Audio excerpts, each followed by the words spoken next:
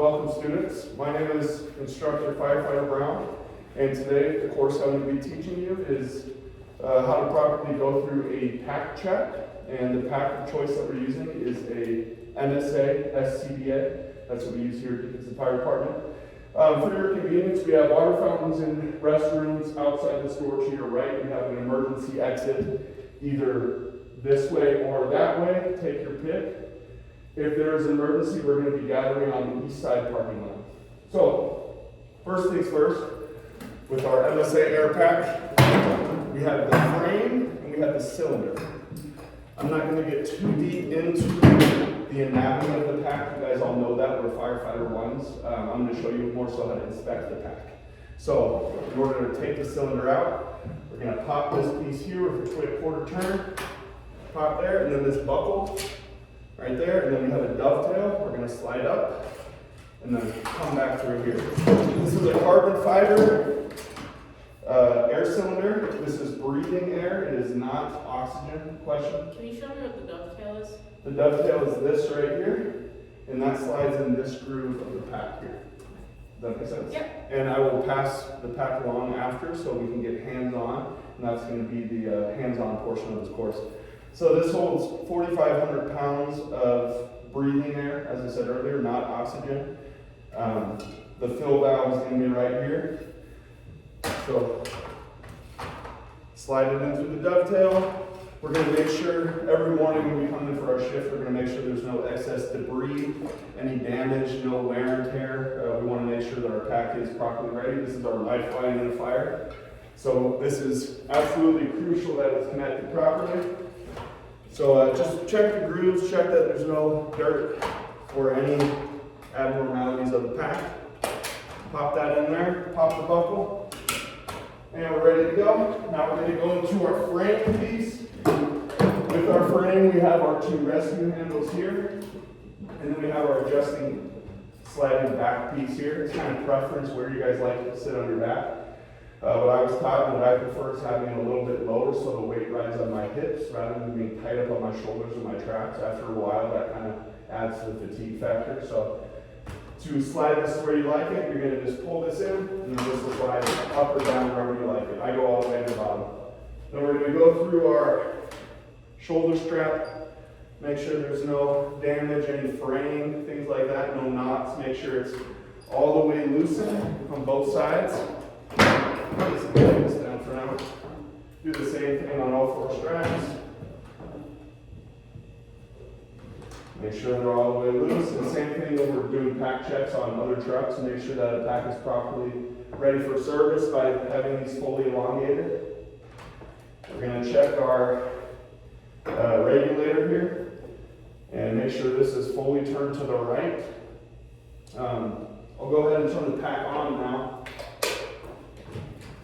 To do that, we're going to go to our cylinder, and we're going to fully turn, lefty-loosey, righty-tighty, so all the way open.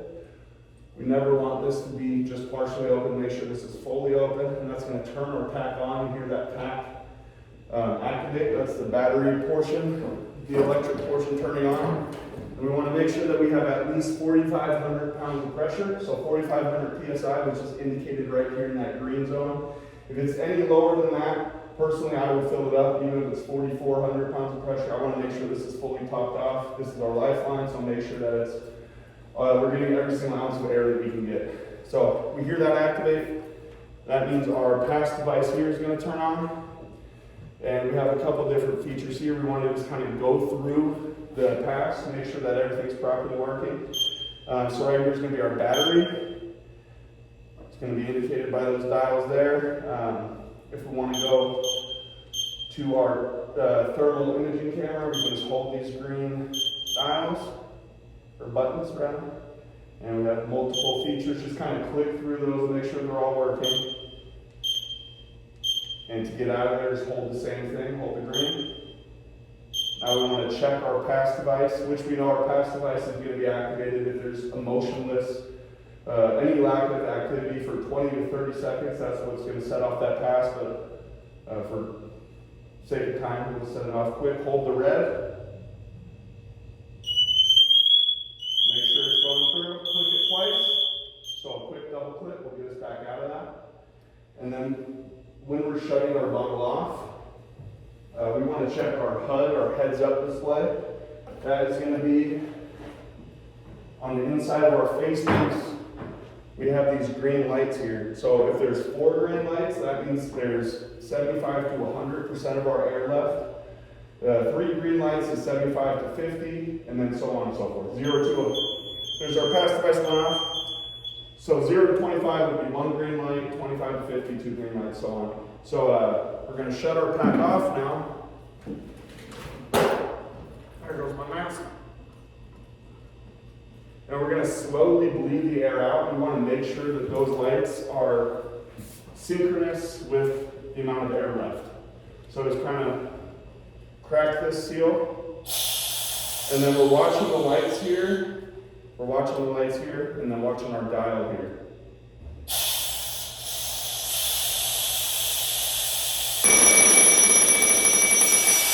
Beautiful. Do you see the lights? Okay, so once we get here, 2 clicks, and that'll fully turn the pack off.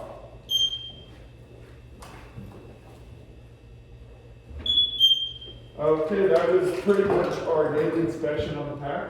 We're going to run through that. We'll take our time or so each morning, but do I have any questions as of now, guys? No? No questions? Do you always have to hold both the buttons, or can you just hold one, or can you push one? To get to like the turn, you can just hold one. Yep, you can just hold one, and then double click to turn off, and then hold it again to get out of it. You don't have to hold both. So there's no switch to turn on the hand display, you just crack the bottle open and that should turn everything on? Good question. If you want to check your battery without turning the pack fully on, you can just walk up to a cold pack, so not turn it on at all. Hold one of the 2 green buttons, just hold. And right there, you're going to see your battery display without turning the pack on. If you want to swap your battery, you're going to take this buckle from the facepiece side, and you're going to take this groove piece, and you're going to just put it right in where the battery is, and you're going to pull it up, just like that. If you got to swap a battery, which I'm about to do with this. And then when you, just something to know, when you put a fresh battery in, it's going to automatically turn the pack on. So don't just put a battery in and then head to a different room, because it's going to turn on. So just hang by 30 seconds or so, and then you can turn it right back off. All right, let's get hands on the pack, guys. Let's all go through each feature of it. Let's put it properly back in service, and let's start to get to know this thing a little better.